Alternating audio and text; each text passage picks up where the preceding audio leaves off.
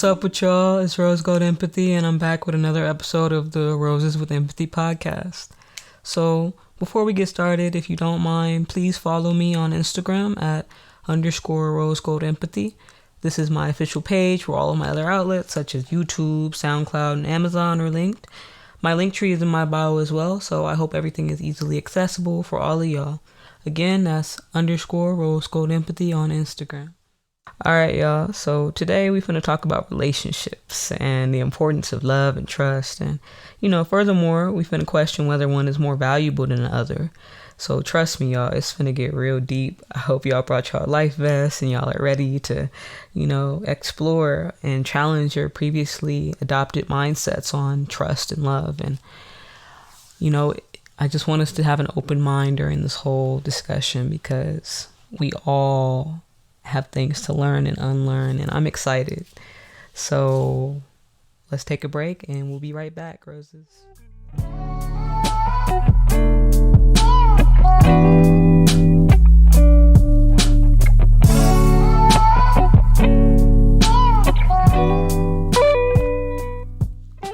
Alright, y'all, so today we're going to focus on the role of love and trust, specifically as it relates to romantic and familial relationships. So for now, I'm going to leave our discussion about platonic and even purely sexual relationships out because I don't want to bombard us with information in such a short time frame and, all of that. So, you feel me? Let's start. So before we compare and contrast love and trust, I think it's a good idea if we just, put it all on the table and just distinguish and really define the two first fully. So, of course, we may all have different conceptions about the sort of details of either word, but, you feel me? I think generally we can go with some sort of working definition of both words. So, trust, as I know it, is basically to rely on someone or to have confidence in their ability to be something or someone or to do something or something like this, right? So, even if your definition is different from mine, I think it's safe to say that this is generally what is meant by trust. Generally. So, for example, if I say to you, I trust you, to me, I'm saying that I'm relying on you and I have confidence in your ability to do something for me or to even just be you. I have confidence in you. I trust you. So, with that being said, it seems like trust is kind of hard to define in a sort of non-debatable, non-question begging sort of way. And similarly, love is just as hard, if not harder, to define.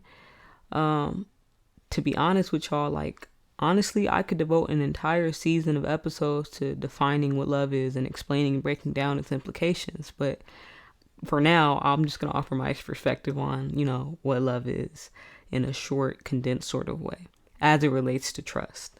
So note that with us creating this definition of love comes sort of this tendency to break it down even further by distinguishing between real love and fake love. And, for the sake of clarity, my definition of love is synonymous with my definition of what real love is. So that is to say that every time I talk about love, I'm talking about what I consider to be real love and not fake love, for example. The same goes for trust. I think it's less so of people trying to say this is fake trust, this is real trust, but it's usually this is fake love, this is real love. That seems to be the status quo, right? So, yeah. And here, the lines get even blurrier because who can really say that their love is real love and the genuine love that should be adopted by society, right? I mean, we all come from different places, but even in a world of subjectivity, I think we need some things to be objective, or we're always going to be in this cycle of maybe it's this, maybe it's that. No one really knows because it's all made up. And, even if that's the truth or whatever, for the purpose of this episode, our definition is going to be consistent and it's a real definition that we're working with. So before we jump into that, let's take a little break again and reconvene with fresh minds and open hearts. But you don't even know our pain. We keep doing the same thing, things keep staying the same. 30 years since Rodney King, shout out Cuomo. Our people dying in the streets for corporate promo. What? You know what people is tired. They can't keep their eyes open. Mama crying about the violence that broke my heart open. Why is we lying? Why is they lying? Why? Racism is bad. It's not rocket science, but they ain't hearing our words. They just tying them. Yeah. Like a noose around America, bring the riots in. Now the coons be like, why you always depriving them? What? They don't care, man, it's really just a pride in them. Yeah. Why we fighting if we never win? Why we dying just to die again? Damn. So, welcome back, y'all. The song you just heard is called Stay Woke, and it's by me, Rose Gold Empathy. And I just dropped it today, actually. So if you like what you hear and you want to keep up with my music, you can find me on SoundCloud and YouTube at Rose Gold Empathy. But it's easiest to find me on Instagram and go to my link tree where everything is like beautifully condensed and ready for you at _Rose Gold Empathy. So yeah, check me out. Thank you for the support. All right, so let's return. Okay, I think love is a very strong sort of gravitation or expression of affection towards someone or something based on sort of like our own personal connection to it or them. So this attraction is like, to me, seemingly not just based on like sexual feelings or, or else it would be called lust or something, like love versus lust. But I do think that lust can hold love's hand under the umbrella of infatuation. That'll hit you later. But to reword, I think love is this strong attraction towards someone based on a personal connection with them or something. And like how this differs from infatuation, like the details get very blurred. So I'm trying to keep it as like open, but also consistent as possible. It's not an easy task, so bear with me. But, I'm sure y'all are already ready, guns blazing, to tear this definition apart. But after all, love is not easily defined, I feel like. And even the dictionary entries about it are inconsistent. Like, I also want to remind us that, I didn't include any meat on my definition, like any qualifiers, like, love is this and also this depending on this. I'm just saying that like love at its core is sort of this strong attraction towards someone based on a personal connection. So we're going to work with that. So all other arguments I make in the rest of this episode are going to be based on my working definitions that I've just laid out about trust and love. So we have love and trust.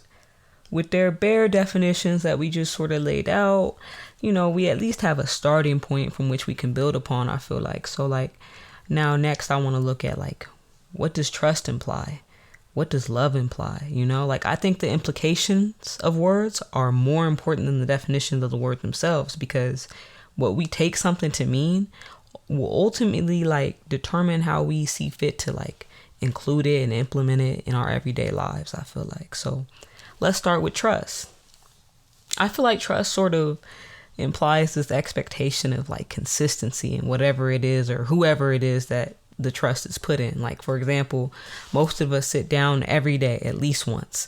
And whatever platform or apparatus we decide to rest our bodies on in the sitting manner, whether it be a bed or a chair or even a box, like I feel like we unconsciously put our trust into this apparatus and sort of expect it to do the job of holding us up, right? Like, when's the last time you sat down on a chair, but before you let your bottom hit the seat, you were like, I sure hope it holds me up. Like, no, you just sit. When the underlying expectation is like, oh yeah, I'm going to be held up and supported by this chair. So similarly, I think that when we say we trust someone, there's this underlying like almost unspoken expectation that they will consistently do the thing that led us to put our trust in them in the first place. With respect to like familial relationships, I feel like trust is something that's sort of expected from children off bat and somehow earned from parents over time. Like, it's really crazy because this ties into this idea of like respect in relationships. In fact, I think a more interesting conversation is sort of that of trust versus respect. But hint, hint, this will be a part of a much larger discussion in a future Roses with Empathy episode. So, with respect to romantic relationships, it seems that there's a critical period as well for trust to be established, like it is with children and parents. But the difference here I see personally is that oftentimes we withhold our trust until we sort of put our partner through some sort of test of faith or something like this. Like, there's also a difference in the way that the trust is distributed for sure. Because, maybe in the case of a child, they give their trust to their guardian fully and all at once because they don't know any better. Or, more likely, maybe they do it gradually and, each day they trust a little more. And maybe sometimes when that trust is broken, they take it back a little bit. Babies fall back too. Like, babies are really smart, but I'm not going to get into that. But we all have different attachment styles. And so, like, the way we attach to our guardian or our partner will determine the way that we trust them, right? Well, with relationships, I see people withholding trust. And then when it is given, it's usually like under these pretenses like, hey, you walking on eggshells, my guy. Like, this is not what you think it is. Like, I'm watching you. Like, you ever get that vibe from someone, they say they trust you, but you always feeling like, well, damn, do you really trust me? Right. So I think like this sort of hostile trust is rooted in sort of like unresolved trauma would be the best way I could describe it. Like, to me, society as a whole, especially the youth and this quote unquote new generation, y'all old head love to say like the new generation this, new generation that, but whatever. So I feel like we glorify a lot of trust issue type of toxic behavior, like taunting our partner to see how far they would go to keep our trust. Like, we can see this clear as day with all the YouTube couple pranks about like cheating and stuff like that. So this is kind of getting off topic a bit. So let's regroup and remember what we're working towards here. So we've just established that trust and love are different.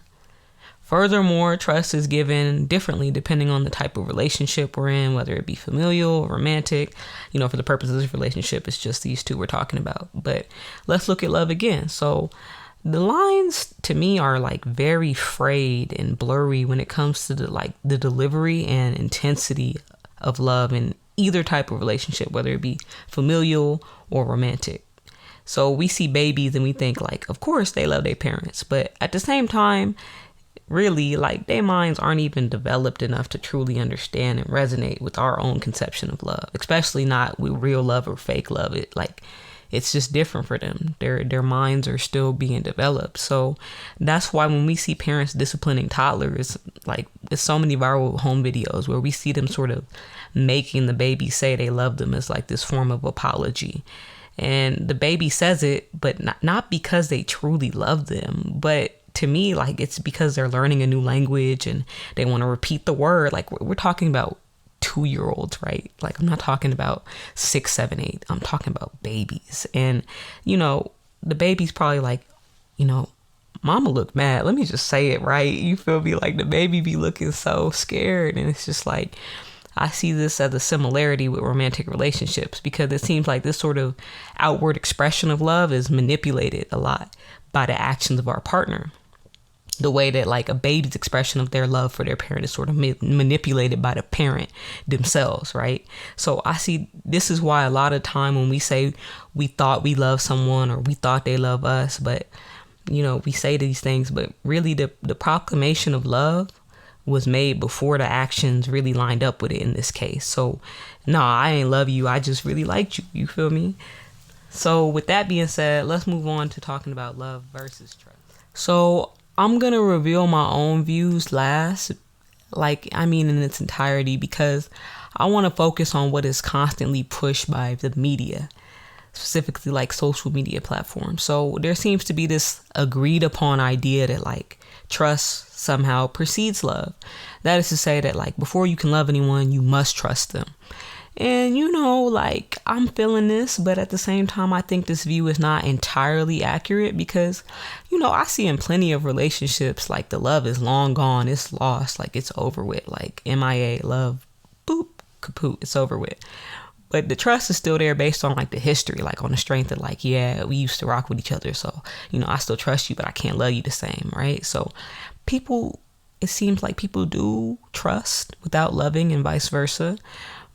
Even just to give a more commonly overlooked phenomenon, like we trust our bus and Uber drivers, whether we admit it or not. Like we get into their cars and buses and, we can't control like how they drive or, when we gonna get there. We just have this sort of expectation and hope right? Like that we get there on time.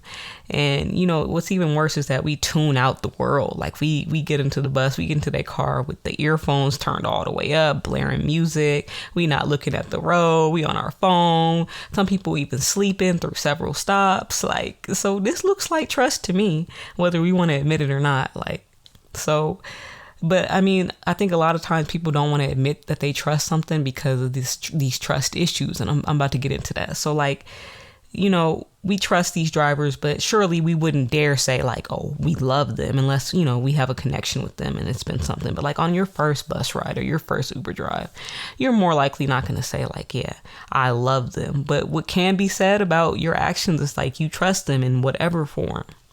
So it seems that like trust being a prerequisite for love doesn't hold through all the way. Like, but I can easily hear a rebuttal to what I just said, like something along the lines of like, well, trust is still being put first. And like, even if you don't love them, like the trust is still there. It's like, it's not that you would say based on those actions that you love them, but rather that you trust them. Or like even someone could say like, in the case of marriage, like love is the love that was there at some point that faded away came after the trust. So it really doesn't matter when the love came, except that it came after the trust. Like, or even with the case of the public transportation, maybe someone would say we do love the drivers, just not the way that we love our spouse or kids. Like, for example, love for humanity, or like I love all people because I am a person. Like, but again, these arguments against what I just said, they seem plausible, but I'm still just gonna say what I said. And like, really, I want us to challenge how we think. So that's a challenge to my own view. And like, I don't immediately think like, oh, that's wrong. It's just like, interesting. I see it in that light, but it doesn't compel me to the point to say like, no, this is my view on it now. So moving forward, so we've just sort of put on the table a claim about trust as it relates to love. Like, I agree with it in some sense, I disagree with it in another sense, but either way, I don't reject it. So the next claim I see a lot is that trust is enough in a relationship, but love is not. And I mean like by itself, like trust alone is enough in a relationship, but love alone is not. This is the view, right? This one, to be honest, like I'm feeling it way more than the last claim. I see it as much more plausible. So like, let's just be clear. Basically, the major takeaway from this claim is that for something to be, well, this isn't the major takeaway, but it's like the implication of the major takeaway. So the major takeaway is that trust is enough, love isn't. But the implication of this is that like, for something to be enough in a relationship, it has to sort of transcend and remain solid throughout all of the hardships in said relationships, right? So like, this claim is really a claim that like, trust is the only thing that like can make a relationship survive alone by itself. And honestly, I feel in a way trust does truly enhance our love, though I don't think it always precedes it. And when we build a relationship off of trust and not love alone, I think that any love formed after that trust bond was made will either be preserved or destroyed after that initial trust is broken, of course. Like, I think this is true of both romantic and familial relationships. However, with the case of families, specifically parent-child relationships and dynamics and all of that, like the love is more likely to stay in place, I feel like, just take a different form, sometimes a more abusive form, because of like what society is labeled and held at such a high regard as like unconditional love. So, I'm going to talk more about unconditional love in our next episode entitled Love Without Bounds, which is all about unconditional love and its implications and all of that. But right now, let's just go look at another claim. So another claim I'll look at before sort of officially giving my own views is this idea that like no relationship can survive without trust established.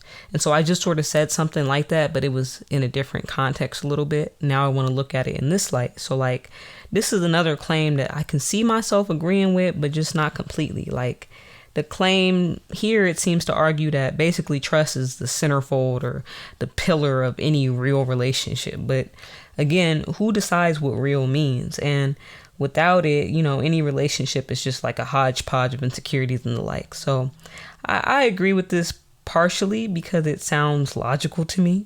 Like if we build our relationship on trust and that trust is broken, then our relationship is broken. However, I think this idea of like surviving is sort of vague and open to misinterpretation, or hey, even the right interpretation. It's all about perspective. But I'm saying this to say that basically someone's conception of like a surviving relationship is probably different from mine. And I think something that's like merely surviving and not thriving is not as prominent as we think it is. So if trust is what is needed for a relationship to survive, it seems that maybe it's something that's brought out when all hope is gone, or like, in actuality, it should be something that's held in a much higher regard. So basically, I would alter the claim to say that like no relationship can thrive and not just survive without trust. You feel what I'm saying? So, but even so, it seems like all these previously stated views are clearly in favor of the idea that trust is more important than love. So let's take another quick break. And when we return, I'll say how I feel more officially.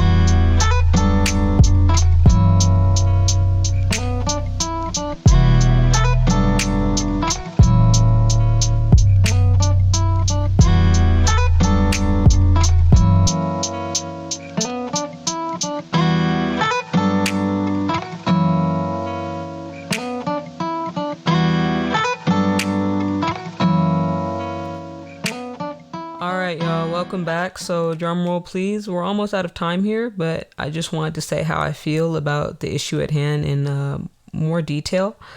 But honestly, like, I'm very conflicted. I agree somewhat with this notion that you can trust someone without loving them, but somehow not love them without trusting them, or whatever the case may be. However, like when it comes to romantic relationships, especially, I don't think that trust is just enough. Like when we look at marriage as like some sort of business transaction, which in a way it is, we can see that like the participants of like this unity are only trusting each other, say for like some financial gain or something. Like maybe they're business partners and they got married to share the wealth or something. Like it seems like no matter how beneficial financially it is, for example, they'll still end up either filing for divorce or just cheating on each other throughout the whole marriage, right? Because the trust is the only thing really holding them together. Like there's no love, like it's nothing, right? And I don't think that with trust automatically comes love either. That's a big thing too. Rather, I think that like trust enhances love, and the love makes the trust so much like more sweeter and rewarding, right? So I, honestly, to sum it all up, like I built up all this suspension just to say like one is not really better than the other in my eyes, but like the two should not be accepted without the other. And that's pretty much how I feel about it. I hope that this episode sort of shed some light on some things that you hadn't previously considered, or if it's all stuff you've heard before, I just hope that maybe you feel represented, like your views feel represented, because that's big too. Like that's the goal of Roses with Empathy, or one of them is to like reach people and make people feel reached. So we're out of time for now, but thank you so much. Again, if you have any questions, comments, or concerns, you can follow me on Instagram at _RoseGoldEmpathy. So thanks, Roses. I'm going to see you guys in our next episode about unconditional love. It's going to be called Love Without Bounds. So until we see each other again, be safe, be smooth, stay up. We need a revolution, rip up constitution. How you say you lying and you acting like you truthing. They don't really love you, they just use you for solution. Ain't no frontin' here, just some undercover sleuthing. Better rock with your people before you lose them. Life is hard, but we don't need no constitution. America gained freedom.